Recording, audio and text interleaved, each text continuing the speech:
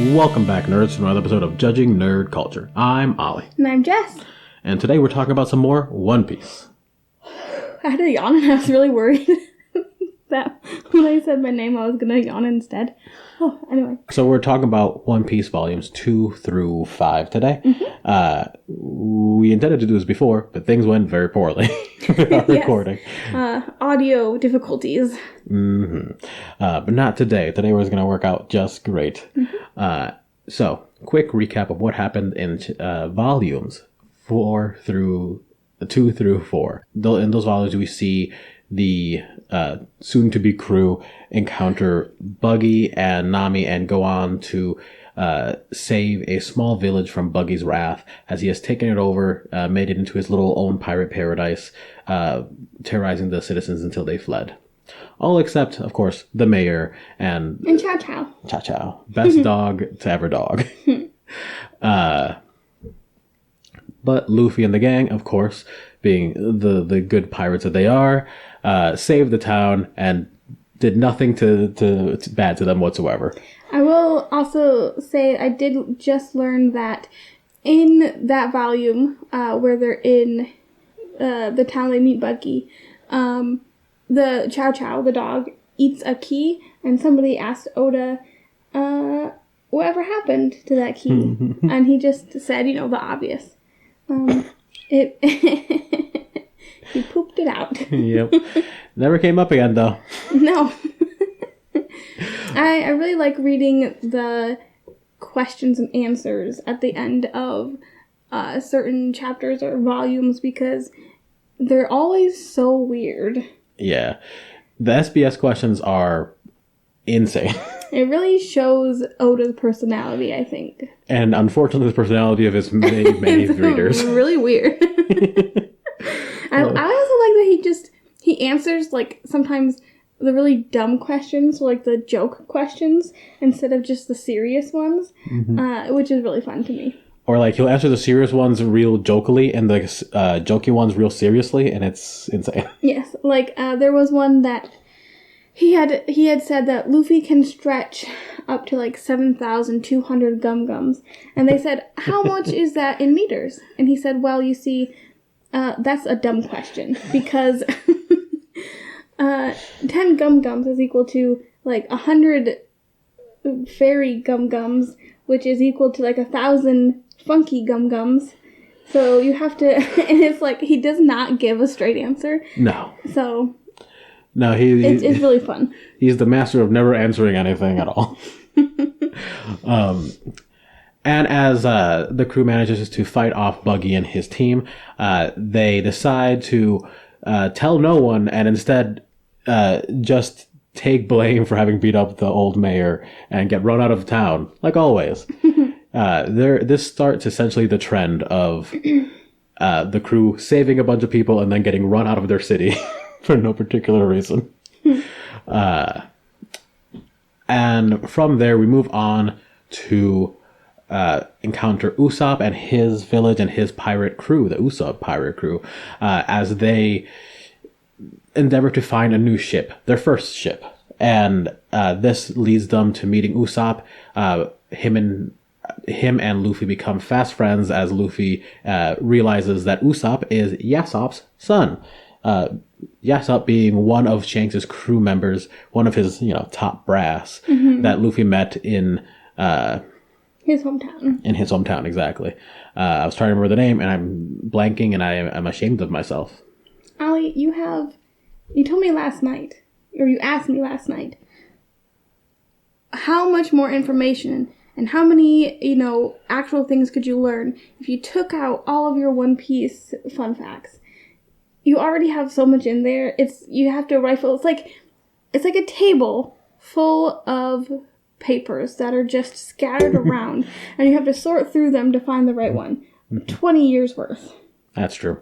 So it's okay if you forget sometimes names of an island that happened 20 years ago. Oh, I know he's on the Goa Kingdom. That's the name of the place. I don't know what village he was in. You did know. Anyways, so there where he met Shanks, he also met Yasopp, who talked lovingly about the fact that he has a child that he never once has taken care of in his life. So I don't know why he brags about that. But he did. And upon mentioning Yasopp to Usopp, Luffy and him become fast friends and immediately gossip and gush about the idea of going out and becoming incredible, famous pirates. And the weird motivation that they get from their absentee fathers. But this section is not without its own plot issues, as Klahadur, the handsome and debonair butler of Usopp's obvious love interest. Yes, princess? Nope, just rich. Just rich Kaya. Rich ass Kaya. Yeah, she just happens to be the richest girl in town. Which, for that town, she's a princess. Yeah, basically. She's the princess.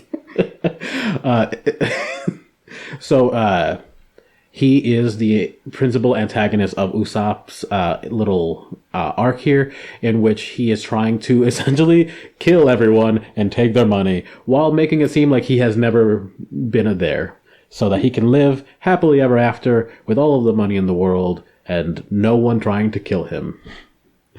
That doesn't go well, as the crew obviously kick his ass and save Kaya and save the day, but not without, making the village hate Usopp like always, and moving on to the next village quietly without becoming even more famous. And there's also where they encounter the Going Merry, their first pirate ship. Yeah. And a fan favorite, I would say. Yeah, I think so. Given to them by Kaya's other butler, Mary, a goat man. I love him. Yeah, he's great. There's no further explanation. He just is a goat man. He's a sheep man. He's a sheep I don't man. think he has any horns. It's just his thing. It's just his aesthetic. And he made a whole ship as a hobby. And also was inspired by himself. Yes. He named it after himself. Yeah. What a man. Again, it was his hobby. He was like, yeah, it's just a thing I wanted to do. Anyways, from there they move on to not the next island, because, well, I think at some point between the buggy or whatever, they stop on a tiny island of misfit animals or whatever, and they meet Gaimon. Didn't talk about that. Gaimon's weird, little man trapped in a chest. The animals are also weird. Yeah, I mean, it's almost not worth mentioning, I guess.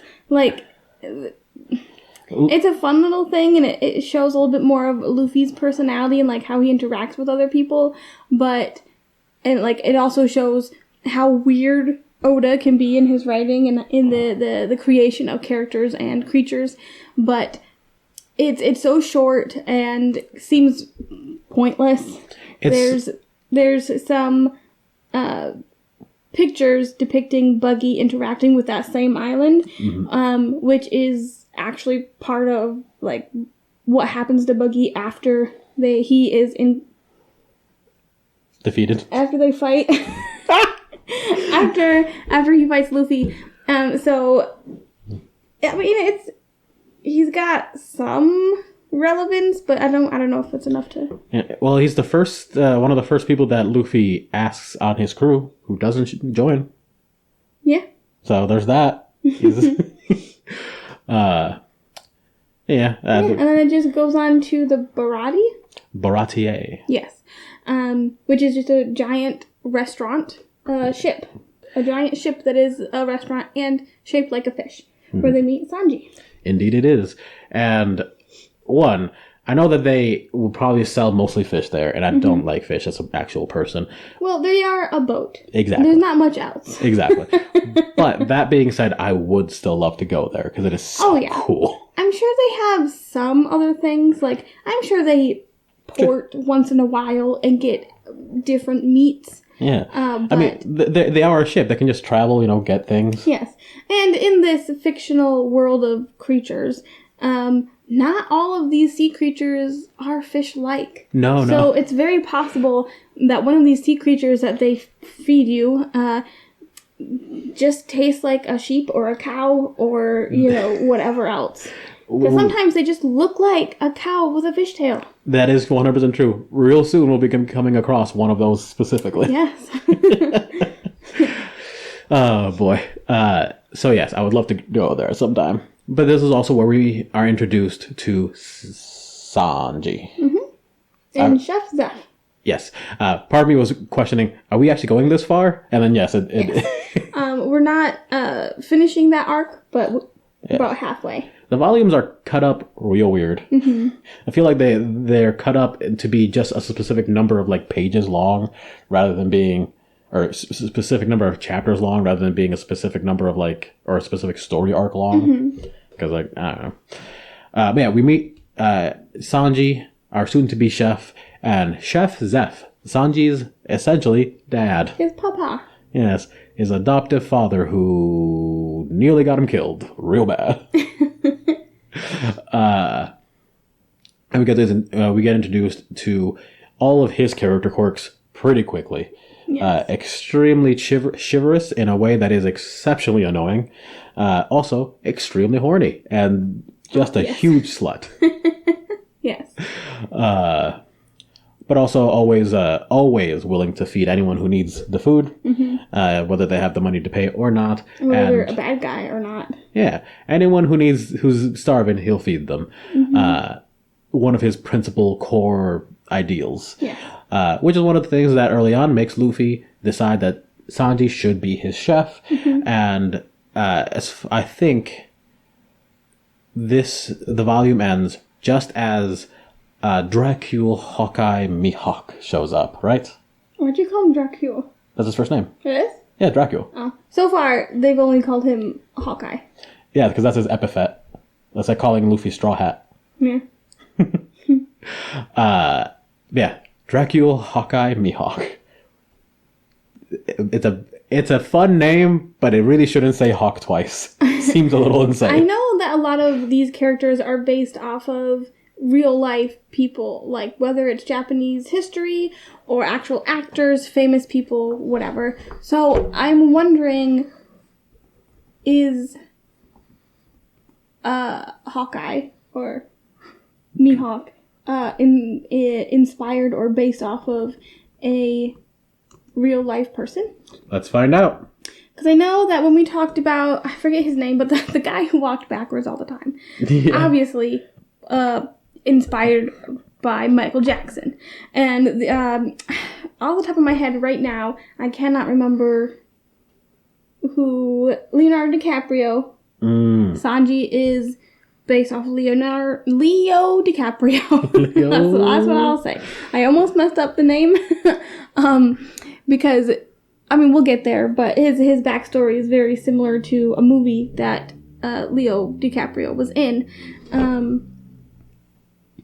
There's just a bunch of other really interesting things that inspired Oda with these characters. Obviously, there's some, like Buggy, that are just weird things that came out of Oda's brain and imagination. But it is really fun to see different characters. Like later on when we meet Frankie, I believe you mentioned, Ollie, that he is based off of specifically Jim Carrey's Ace Ventura. Yes. Which is amazing. Ace Ventura, sadly, used to be one of my favorite shows as like a 13-year-old. And honestly, my parents should not have let me watch that. That was...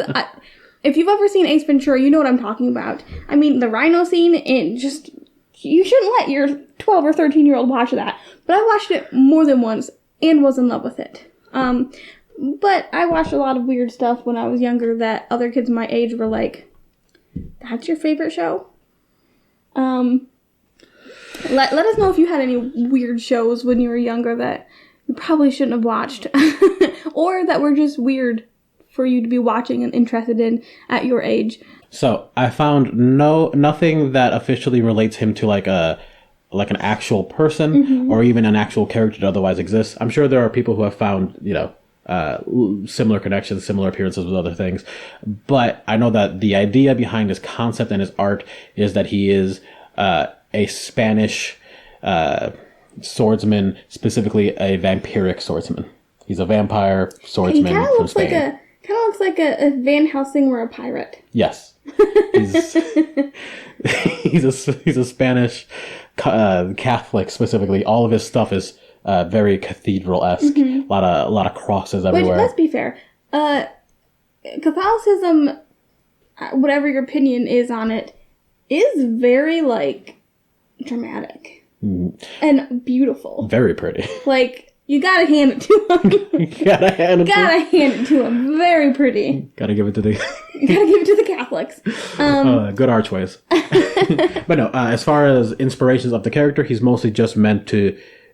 he's not, as far as I can tell, not inspired by any specific character other than potentially Dracula himself, but only visually and aesthetically in the old Catholic style or old Gothic style architectures. His island that is sort of claimed as his own is all very Gothic and old. But no, unfortunately, no specific people or characters otherwise mentioned. All right. Should we get into the discussion? We should. All right. So I honestly don't remember everything I said about the Buggy Nami arc. I do know that I said I don't really care for Nami. I understand, we'll get to her backstory. I do know her backstory. I am married to you. So I know some fun facts about One Piece already, or some spoilers. I still, after everything, I still don't know if she's gonna really be my favorite. I already have a favorite, but she's not bad, not my favorite. Buggy is real weird, real goofy, but really fun and entertaining. I will say that. I think Buggy is, honestly, and I think this might be because I've been in One Piece longer. Buggy is one of my all-time favorite characters. Always. And part of that is that he is the very first, like, principal antagonist that seems weird as shit. Because the very first bad guy that's like, ooh, who's a bad guy is Captain Morgan, right? And he's big and intimidating and tough looking. Buggy's a fucking idiot. Yeah. I feel like he a lot of fans also favor Buggy in a lot of ways. And I think that might be have to do with Oda and Buggy being his favorite, or at least one of his favorites. Yeah. Because I don't know. I haven't gotten too far in One Piece yet, but I feel like possibly some of Oda's own personality probably comes out in Buggy. You know what I mean? Maybe. Like in a fun, goofy, joking way. Not like this character is based off of him, but like he gets to be goofy and funny with Buggy because he is so weird. And so Oda he feels free to be so silly and humorous with Buggy. I can see that. I can agree with that, because that's one thing that is always a big fight with, especially with dumb people on the internet who are like, One Piece is supposed to be cool. It's like, no, it isn't. It's not supposed to be cool. It's an actual dumb pirate cartoon. Yeah, I think people might think that because it's really popular, and it's been going for so long. And there's pirates, and when you think of pirates, you think of, Blackbeard and... yeah, and he makes Blackbeard the goofiest looking man. Yeah. You think of Blackbeard and the Gentleman Pirate, and now I can only think of pirates from Our Flag Means Death. But, you think of the cool ones who were, like, raided and had the cool outfits and were dangerous and had incense in their beard and stuff. That's not what One Piece is. No, like, it's intentionally meant to be goofy and kind of dumb and fun. It's an homage to, like, old cartoons that had just anything possibly could happen, which I feel like it's really encapsulated in the devil fruits themselves. The power system, at least the first half of the show, of the manga, the power system of devil fruits is insane and makes no sense whatsoever. And anything is possible. There's a fucking character a few hundred chapters later who can become a coat, an actual jacket that you put on. and then he controls your body. But like anything is possible. Literally anything is possible. And the idea that you're not supposed to, you know, have this be kind of silly or kind of dumb or kind of goofy is insane to me. And I think with Buggy, it's the first character that he gets to really put in there, other than Luffy himself, who's just kind of like, meh. I don't know if it's just me, but I feel like, again, I have a lot of opinions. I feel like people might also think, you know, One Piece is supposed to be cool and like not, maybe they're not into it as much because a lot of popular anime nowadays, like recently, have been more like serious, have been more like action and gritty or emotional and not as goofy or funny. Like here and there they'll have jokes and stuff, like Demon Slayer, you know, it's super serious, but it also has the guy with the pig head on, or the boar head. Yeah, he's a big dumb. He's big dumb. He's really goofy, really funny, but it's also a serious show. But nothing popular right now, in my knowledge,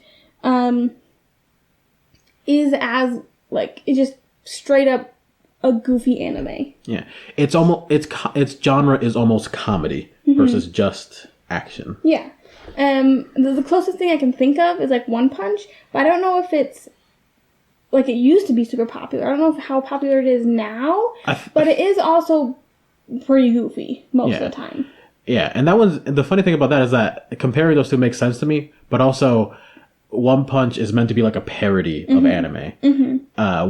And One Piece manages to continue to actually be like the thing. It's the thing itself without being a parody, but still reaching that level of like goofy comedy by making that comedy and that nonsense canonical, like in a way that really just makes sense in the world. It's really cool. I like it. Yeah, I don't have anything really else to say about Nami and Buggy. Just in case we didn't say it in the last episode that of One Piece that we did, how they get rid of Buggy. Do you want to explain that? I do. So Buggy's power, the chop chop. Yeah, thank you. Doesn't matter. Yes, the chop fruit. It allows him to disassemble his body into little pieces and fly around, and is actually pretty cool. And I would love to have that power. But it makes beating him up kind of hard because like he'll just not be there. It's hard to grab a hold of him, if you know what I'm saying. But they found out that as he's flying around or whatever, his parts are still connected metaphysically. And what they do is grab and contain all of the different little bits and pieces of him, except the head, arms, and feet. And when he comes back together, he's just a tiny little chibi. And then they just shoot him into the stratosphere like a Team Rocket. Yep. Which is ridiculous, but I mean, goes to show what we just said. Like, it's just goofy. It's funny. It's meant to be fun. It's also, like I said, one of the very first villains. He didn't die. He didn't get, like, defeated forever. He just became tiny, got launched away, and was like, I need to find my limbs. Yeah. Like, he was fine. But then we go to the next island, and we meet Usopp and the next villain. Yes, Cahador, who is definitely it doubles back. Like, oh no, now we're getting serious. We have to get back to being serious. It can't just all be Buggy. And this guy sucks. Yeah. So Ali kind of explained this earlier, but he is the butler of Kaya, the rich lady on the island. How nobody figured out he was a bad guy is amazing to me. Because he shows up out of the blue on this island, right? Only like 3 years ago. Which when I was reading it, I was like, oh, he's been their butler forever. Like, she's known him since she was a kid. No, only 3 years. Which, like I said, is crazy to me because he shows up out of the blue. He's like, oh, I'm homeless. I have no food, no job, whatever. And then her rich parents are like, oh, we'll be, good people, good Samaritans. Come work for us. We'll give you food, money. You can be our butler. Like, very easy, simple job. And you get to have a home and food. Cool. Okay. Then her parents mysteriously die. Who knows? And she becomes very, very ill and bedridden for the last, 3 years. And nobody suspects this strange man that came out of nowhere that they just hired. Nobody. I don't understand that. The thing that gets me about this whole arc is the other butler, Mary, is a bad butler. Because Claudor was there for 3 years. Mary's been there the whole time. Been there long before Claudor. And Claudor was like, nah, I'm just gonna, get the promotion first. Mm-hmm. How bad of a butler was Mary? See, I don't think he was a bad butler. I just think Claudor was very good at manipulating. So, I don't know, what is it, sociopaths or psychopaths, whatever. Sociopath. They are very good at being charming and, manipulating. So maybe they were just like, wow, he needs a promotion. And then Mary was like, yeah, he's really good. You know what I mean? Mm-hmm. Maybe Mary was like, I like what I've got going right now. And this guy, he's fantastic. I like him too. He should be above me.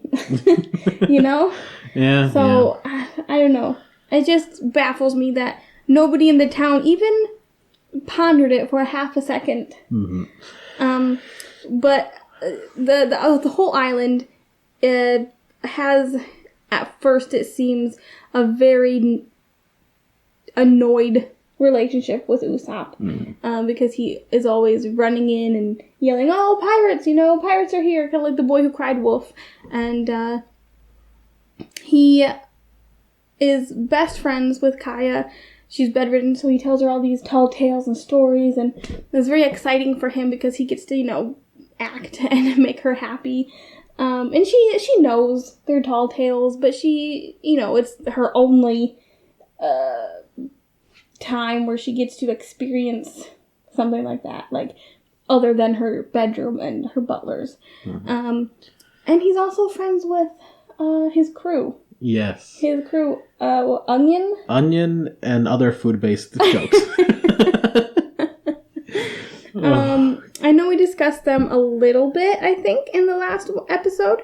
But in this little Usopp arc, they are my favorite. They're incredibly adorable characters.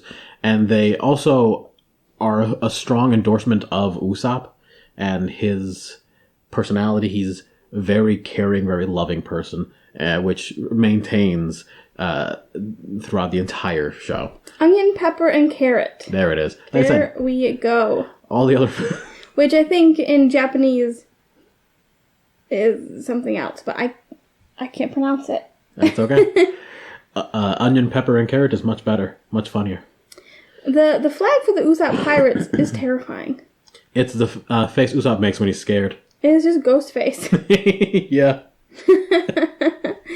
Yeah, but they're pretty great little guys. Very loyal. Also, it's really cool that they have this friend group. And I understand that Usopp is probably 17. Yeah, he's 17. So it's not super weird that he's friends with these kids, but it is a little weird that he's friends with these kids.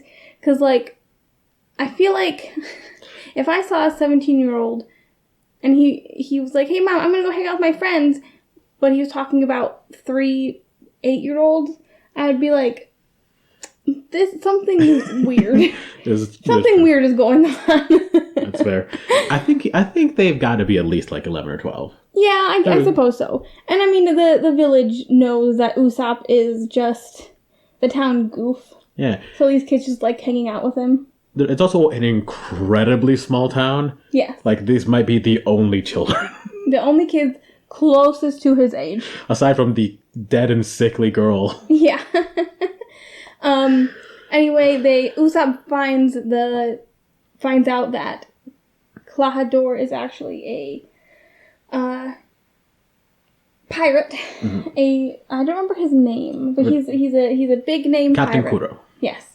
And he is the captain of the cat pirates. Or I think so. The Black Cat Pirates or something like that. I think so. And that this is all part of his plan. He killed her parents and he's making her sick so that eventually she'll die and give everything to him, and his pirate crew is on their way. So Usopp runs through the town screaming about pirates, and nobody believes him because it's happened before. Yeah. Earlier in this episode, I referenced the Michael Jackson character, which I realized we hadn't talked about because it's from the episode that didn't have any audio. Right. But there is a character who only ever walks backwards, and it's so weird, but it makes me chuckle every time. Michael Jackson. Yeah, it is Michael Jackson / pirate. He's meant to look like him and everything. And the funny thing is, for some reason, he's also a hypnotist. Yes. Like the character creation methodology here was just like, oh yeah, Michael Jackson looks cool. I like his aesthetic. Also, what if he was just weird? Yeah, weird. He was already freaking weird. What if we fucking just go all out? I don't know. That's something about that is really funny to me. Yeah, he's a hypnotist, but a bad one because he can hypnotize you real good, but he always hypnotizes himself too. Yes. So they meet Usopp. They find out that he wants to be a pirate and that his father was a pirate, and that he only tells these lies because it makes Kaya feel better and because he's keeping up the lie that someday maybe his father will come. So when he's saying, pirates are here, he's just doing it because he's, kind of still hoping that someday his pirate father will actually come back to the island and get him so they can be pirates together. Which is really sad. Yeah. It's a really sad situation. But what are you going to do? I guess you lie to yourself and everybody around you. Yeah, as he does. But there's also another layer of that is just he is different from everyone on that island. Everyone on that island is very happy to be there. Even his little pirate crew friends. Yeah. They're happy to live this life that they're living. They're happy to eventually go on to be, I forgot what it was. An architect, a bar, an owner of a bar, and a doctor, I think? Yeah, something like that. Yeah, something similar. It's all very good stuff. It's very great aspirations and dreams for these children to have. That is not the dreams of this character, of Usopp. He wants to be more. He wants to be like his dad. Yeah, he wants to explore, see the world, and change it. Everyone here is happy to be in the world that they're living. And him bringing that excitement to them, I think, is a big part of who his character is, of who all of the Straw Hats are. They bring excitement and fun to everywhere they go. And that's a whole part of this story is just characters who choose to live in their world versus people who want to go out and change it. And it just shows that Usopp is one of those people. And he just does a little bit to bring that home. Yeah. Eventually, the pirates do show up and Luffy and the gang help Usopp get rid of these pirates and get rid of Klahadore. A super annoying villain, by the way.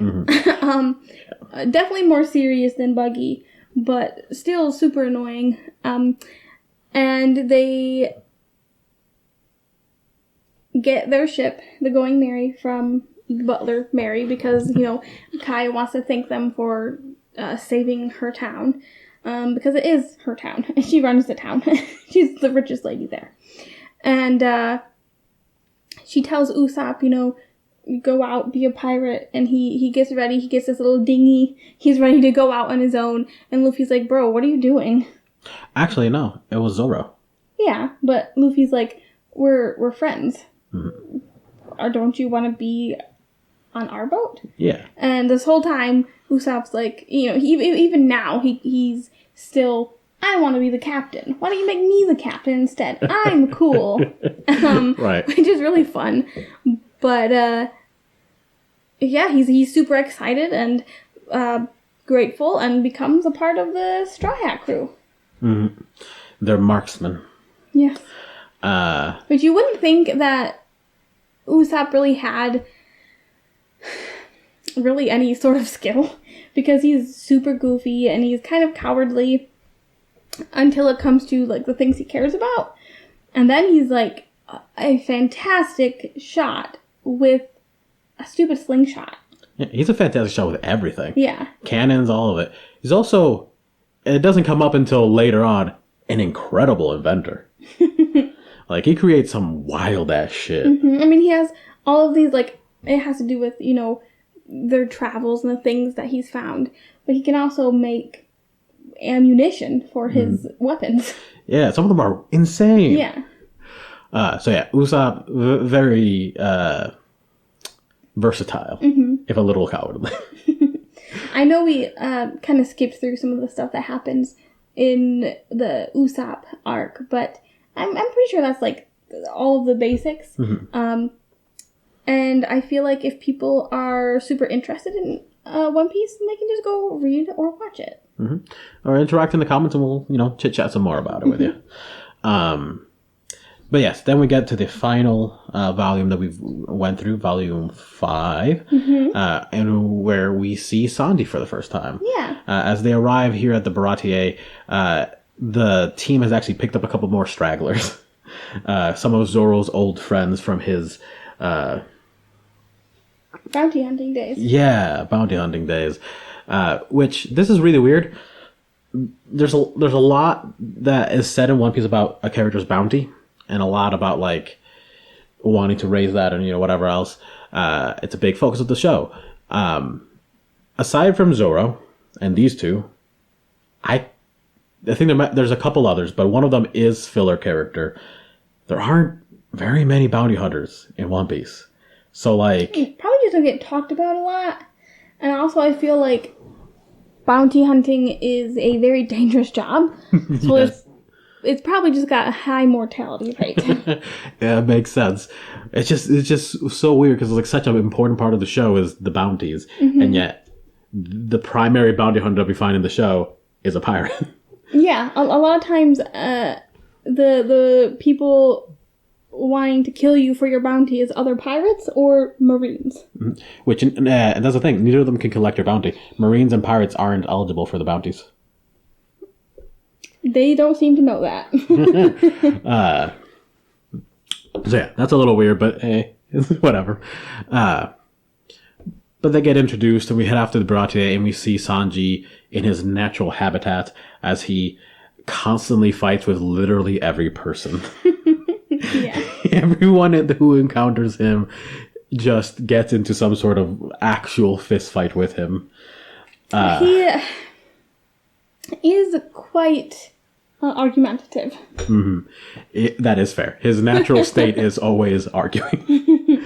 Oh, man. It's also, we quickly get to see all of his personality traits and the importance of food to him. And we get to see more about that in his flashback, which... I have not gotten there. Oh, never mind. You don't get to see his flashback. We'll talk about it in the next one. You do get to see the relationship kind of that he has with the chef. He does seem to be the chef's favorite. He is the only cook that is not wearing a chef outfit. He's very sleek. He's got a black suit on, and he is serving the customers because all of the other waiters have jumped ship, basically. And he and the chef seem to have, like, a hard relationship, though. Like, everybody kind of knows that he's the chef's favorite, but also they argue constantly, and, like, they're always butting heads.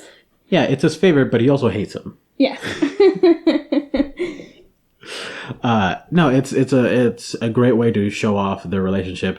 It's even from the very beginning, even before you see the flashback and everything, it's clearly very like father-son relationship where they love each other, but they disagree on just about everything else. Yeah. And that leads to a lot of tension, a lot of arguments, and has led Sanji down this life of not a superiority complex, but like just always being ready to talk shit about someone for literally no reason. Yeah. Sanji is a really great character. He is my favorite. He's your favorite? He is my favorite. Fair. He gives food to this escaped prisoner, even though he's a prisoner, he's a pirate. He's, doesn't have any money, so the other cooks kick him out. They don't want him around. But Sanji gives him food anyway, because he thinks that nobody deserves to feel that hunger. And you see it, the scene is Sanji sitting next to this man that he just gave the food. And this pirate is like, oh my god, thank you so much. Like, I don't deserve this, but thank you. And Luffy is looking down at him from the balcony of this giant fish ship. And he's like, yeah, I found my cook. Hey, why don't you join my crew? And Sanji's like, I will never.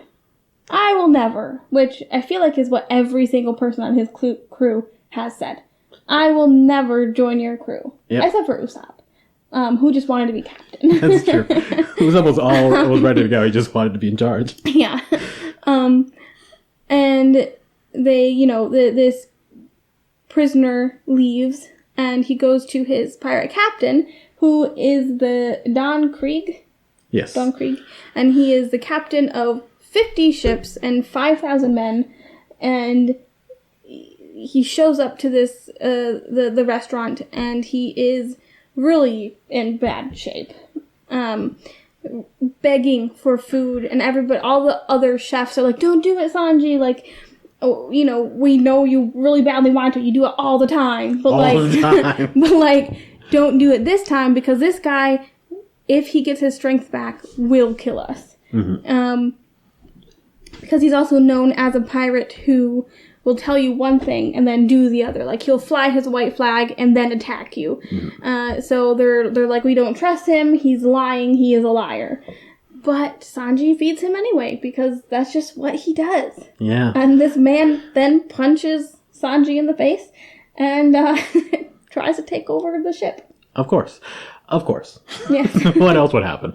Don Krieg is, like, everyone else, all the other enemies in this have had their gimmicks that are either make them kind of suck in one way, shape, or form, as a personality-wise. Captain Morgan was so up his own ass that it was just insufferable. Yeah. Buggy, actually, no, he's perfect. There's nothing insufferable about Buggy. Cahador thought he was the smartest living person on the fucking planet. And truly insufferable. Yeah. And then Don Krieg just has this sense of superiority to everyone and everything. Yeah. Despite the fact that he's just kind of a sniveling bastard. Like, he's so two-faced and underhanded. Like, I think they mentioned that his primary ship is a naval officer ship that he stole, because he uses it to get close to other ships and then raid them. Which, that's some cheap shit. That's some cheap shit. Nothing he does is cool. I don't know how to say it. Like, everything he does is kind of sleazy. Yeah. He's a sleazy man. Which of course means he's gonna get ruined real soon. Yeah. This is a really fun arc, I guess. Maybe it's because I just really like Sanji. I think he is my favorite character. It's really goofy, but my least favorite part of him is how he is so weird around women. Oh yeah, he's very gross. Like, I know that's his whole thing. That's what makes him weird and different. But sometimes it can be pretty funny. But sometimes it's also like, this again? Yeah. Really? So here's the thing. Here's the thing about Sanji. I don't like that part of his character. It's annoying. Mm-hmm. But for some reason or another, the pervert character is just a trope in anime. Mm-hmm. It's in almost every anime, even the newer ones. Mm-hmm. And some are worse than others. Oh, yeah. Like, in Naruto, it was Jiraiya. And if you consider Kakashi... And Kakashi's always reading porn. Literally in front of children. Reading porn. Always reading porn. Jiraiya taught Naruto, this, I don't know, a 15-year-old boy, to spy on women in their bathing area, which is messed up. And then in Hero Academia, stupid grape-head boy, I want to punch him in the face. He's not even like, haha, funny, pervy kind of way like Jiraiya or subtly like Kakashi or anything. I love Kakashi. I don't care how he reads porn. In front of his students. That part is weird. I will admit, that part's weird. I have accidentally read... I have read spicy books in school before. But I was also 16 around other 16-year-olds, so I guess that doesn't really... It's different. Yeah, it's different. I did feel very awkward and had to close the book because that felt weird. Mm-hmm. It wasn't around children, though. Yeah. I wasn't sharing it, though. I'm defending Kakashi reading porn in front of 12-year-olds. But Benetta just feels too much. Mm-hmm. Like, he feels almost... assaulty and gross, and like I can't get behind that. Mm-hmm. But Sanji is more like, yeah, he can be a little weird about it, sometimes a little gross about it, but most of the time it's just like, oh, you're so beautiful, I love you, won't you marry me, here is, you know, some yummy food or flowers or something, like trying to charm them in a really dorky, desperate way. Yeah, he really just simps super hard. He's just a simp. Sometimes you gotta love a little simp.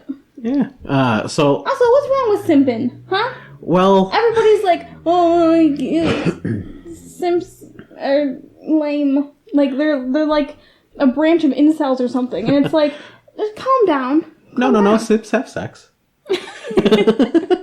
Simps fuck. Yeah, but they still have that, like... People are like, oh, they're so desperate for this person, and like, I mean, they're a little. Sometimes people will just like give you a gift and tell you they love you and stuff, and people are like, oh, you're such a simp, and it's like, you just caring about something or someone isn't simping. Mm-hmm. That's how I feel. That being said, Sanji is a simp. He is, yes. A little pervert simp. he is, yes. But like I was saying, that character trope, that character is pretty common in a lot of anime. Even to this day where things have been changing and maturing in a lot of good ways, yes. That character just doesn't disappear. And I think in terms of other characters of the similar trope, Sanji is not the worst by a far margin. No. I think that's one of the cool things about One Piece is that you can look back on certain anime or TV shows and see that they have not aged well. There has been a few shows that have been like, Ali, I really loved this when I was a kid. Let's watch it together. And then I'm like, ooh, actually, this is really bad. But One Piece... Yeah, there might be some parts that might not have aged very well, but if you, read it from beginning to end, you can see the development of Oda and, like, how much he's grown and learned and how the characters and their ideas and beliefs have grown with him. Mm-hmm. So, I think that's really cool.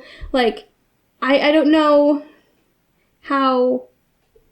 great depictions it is, but he does seem to have now more trans people, more gay people in a more positive light than he used to. Yes. That's probably the biggest thing about some of his stuff later on that gets a little iffy. Mm-hmm. Things that haven't aged super well. Yeah. Is the Kamabaka Kingdom, the cross-dressing kingdom.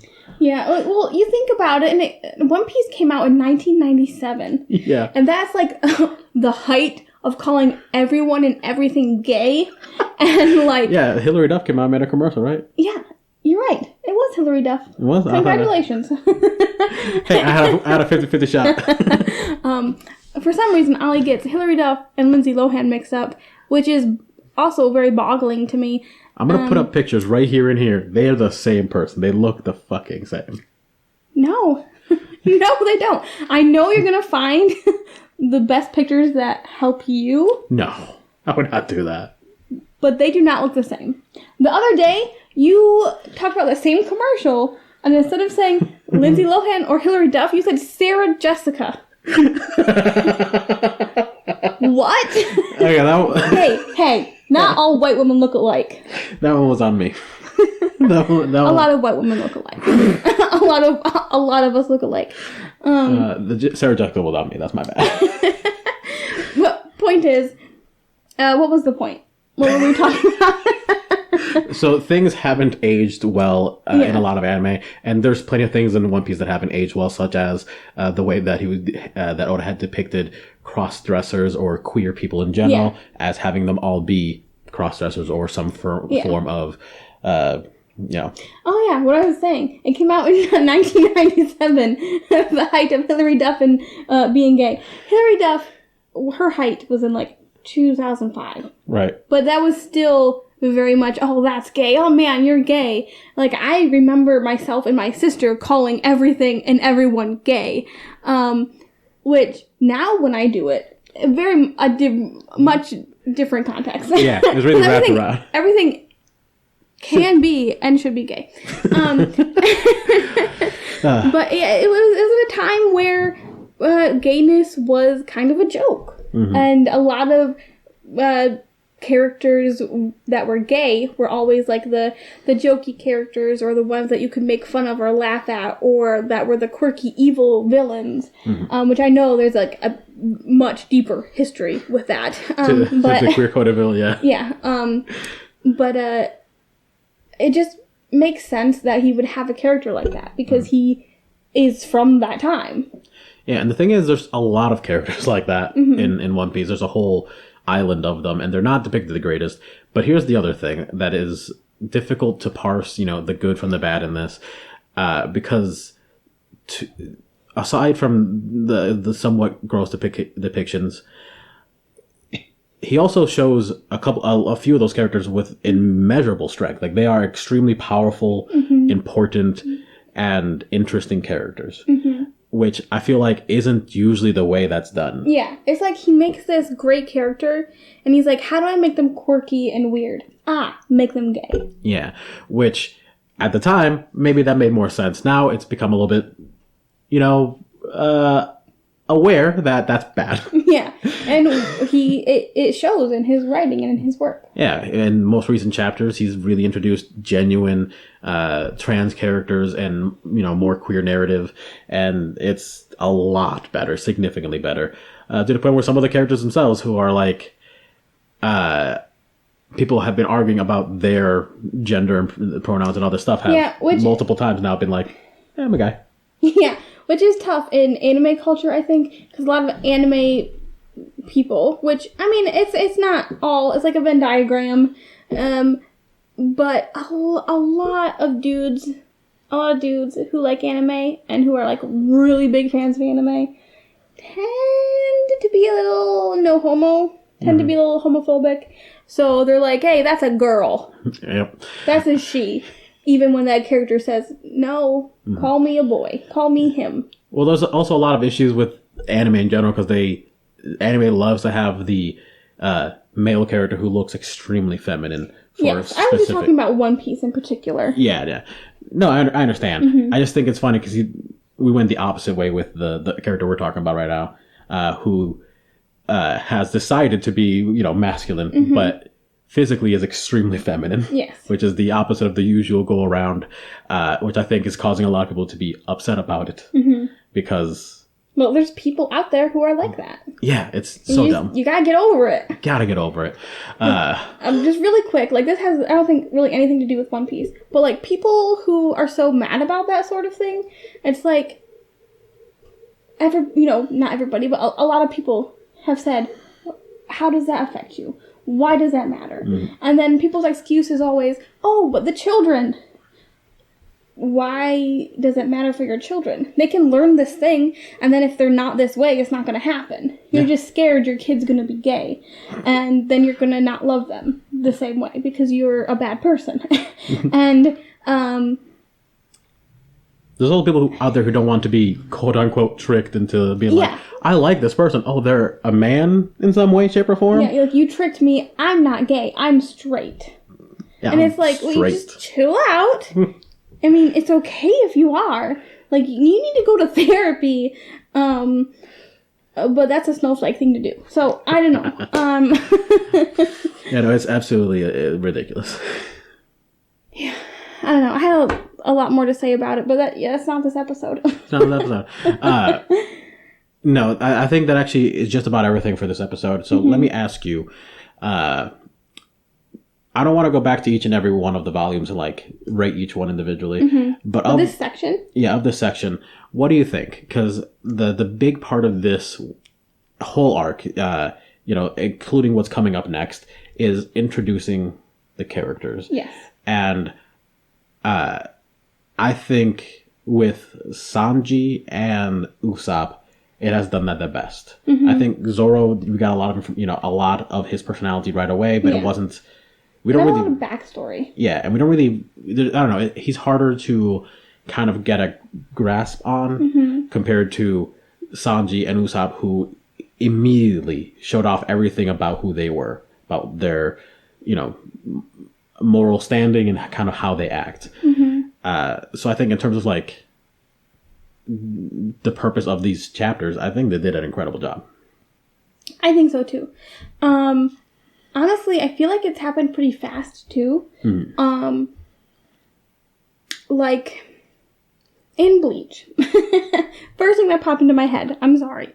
In Bleach, there's Ichigo and Rukia, and they become teammates pretty early on. And then it takes him quite a while to have his friends become kind of like a team. And there's like Naruto, they just are a team. They're made a team. But I feel like in a lot of anime, they spread it out a little bit more. And they give each character a long time, like a bigger consideration time before they join the crew or whatever it is. But I feel like One Piece happened pretty quickly. We're only on volume 5, almost 6-ish, and Luffy has already gotten half of his crew. Mm-hmm. Yeah, no, I think that is a big part of showing off through, without having explicit narrative, showing off Luffy's character as a person who just kind of looks at someone and judges, yeah, that one. Yeah. And maybe that's part of Oda saying, I want to collect the teammates quickly so that we can start the adventures faster, which I also appreciate, because then you get to see how Luffy collected all of his friends, but you also get to get into the actual meat of the story, which is their adventures leading up to finding the One Piece. Yeah. No, I agree completely. In terms of actual, plot or villain, whatever criteria you want to say, of these 3, 2, 3, 4, and 5, of these 4 volumes, basic math, which was your favorite? Oh, well, so far, probably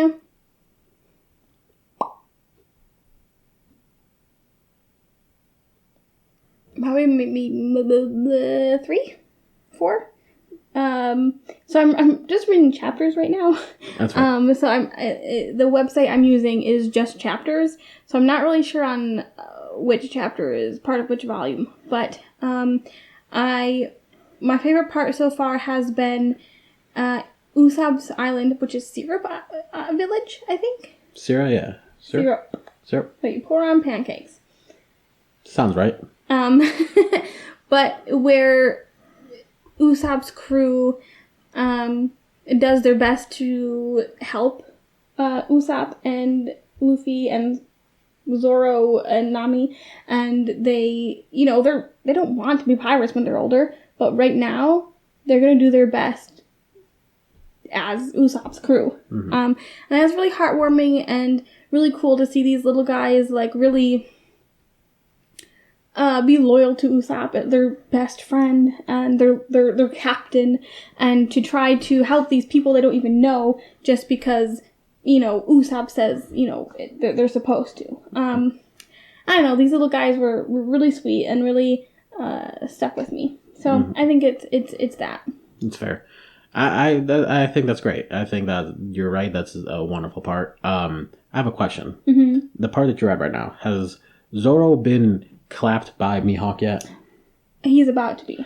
Right. They have just met, and he's like, "Hey, I'm Zolo. I'm gonna put my black bandana on because it's anime. It's black in the thing. Mm-hmm. I'm gonna put my anime on. I'm gonna put my I'm gonna put my bandana on, and we're gonna get down to business. It is the backwards ball cap. It is the shadow in the eyes. He's getting ready to beat up Mihawk, and Mihawk's like, "Who the heck are you? I am a god on these seas, you child." Yeah. He's like, "I appreciate your wanting to fight me, and you look like a great swordsman. You have 3 swords. That's wild. Guy, I could murder you." Yeah, it's so we haven't gotten to that yet. That'll be my favorite volume. Yes. It's gonna be volume 6, I guess. Yes. It's one of my all-time favorites. But with that in mind, then I'm gonna have to go ahead and say, probably volume 4, the ending of. I'm gonna agree with you. The ending of Usopp's section. Which would have been chapter 4 at this point, or volume 4 at this point, is really good. I think the resolution to Kahador and all of his evil bullshit, I think the Usopp showing off his chops, there's a section where he, gets the final hit in on Michael Jackson. Forgot the character's name, but Michael Jackson, whatever. It is intense and fun resolution that shows off the character and what they're good at, not just what they, what the other characters can do. Because in comparison, Zoro is not, he does not compare to Zoro. No. There are 2 different leagues. Yeah. But still he's important and useful and matters. Also, I think it's funny that of all of the characters so far, Usopp's the only one with an actual love interest. Yeah. Like when he goes home, he's gonna have a wife. Yeah, because when he leaves, Kaya and Mary are talking, and she's like, "Man, I really hated letting him go. I really wanted to tell him to stay." And Mary is like, talking to her about like, he'll be back and all this stuff, and you can really see that she has a deep care, or she loves him. Yeah, I don't know if it's like madly in love, but she does love him. Yeah, she's got they're teenagers. She's in love, whatever that means for teenagers.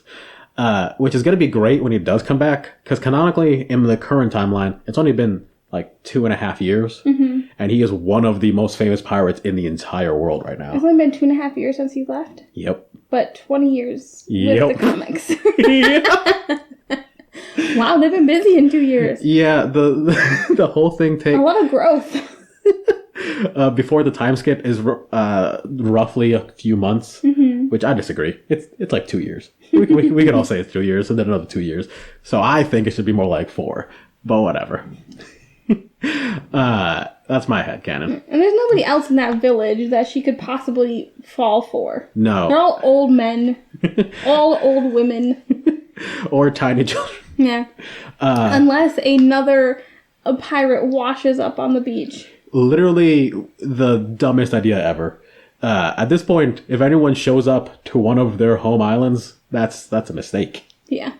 But no, I'm excited for him to come back. He's the only one with a love interest, and I think for some reason, considering that the other characters are a hot cat burglar, the main character who's the main character, Zoro, who's just above what a man is. Yeah. He doesn't care about women. No. Women are second to sword fighting. Yeah, like his first love is his sword. Yeah, exactly. It's what it is. Luffy doesn't understand what sex is. No, he does not care about sex. He is Ace. Yeah, Nami just uses sex to get money. Not in that way, but yeah. The only one who cares about sex is Sanji, and he's not gonna get any. Man, he almost did. Almost. He almost got married. Oh, that's so sad. I can't wait for you to get to that part. It's gonna be a while. I know, but it's so sad. Anyways, so yeah, I agree. Volume 4, I think, was the best of these earlier sections, and I'm excited to get sections. And I'm excited to get into the next areas. But for now, that's all I got. Yeah. Is there anything you want to promote or say? Yes, just one little thing. You should all stick around on this channel if you're watching on YouTube, or if you're listening to us through whatever podcast method you're listening to. You can go to our YouTube channel, Delta Cryptid Productions, and we have this as well as a couple of actual plays of Terra Mahia and of D&D 5th Edition, as well as just random nonsense. There's a few videos of me playing video games that I hope to do more of, and other things that will be growing in the future. We also have a website, Delta Cryptid Productions with an S.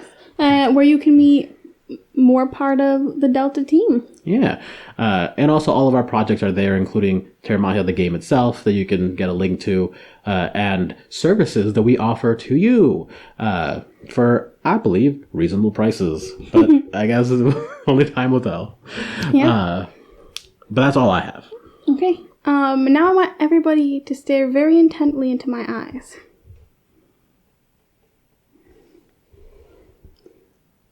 I want everybody who's watching this right now to go sign petitions. Okay. I'm going to go sign petitions. Petitions. Go sign petitions. Go, make sure you know where to vote at. Sign up to vote if you haven't. It's a crazy time. But, write to your government, your local government, or the bigger government, whatever it is that you can do. I went through a period where I was like, what do I do? Feeling very useless and upset about everything. But I have signed petitions. I've gone to a protest, and I plan to do a little bit more, as much as I can do with how small sometimes you can feel. But yes, be safe and don't be mean. Do a lot of research if you're on the fence about things. I know it can feel overwhelming, but it's a very important thing. It's not just about abortion.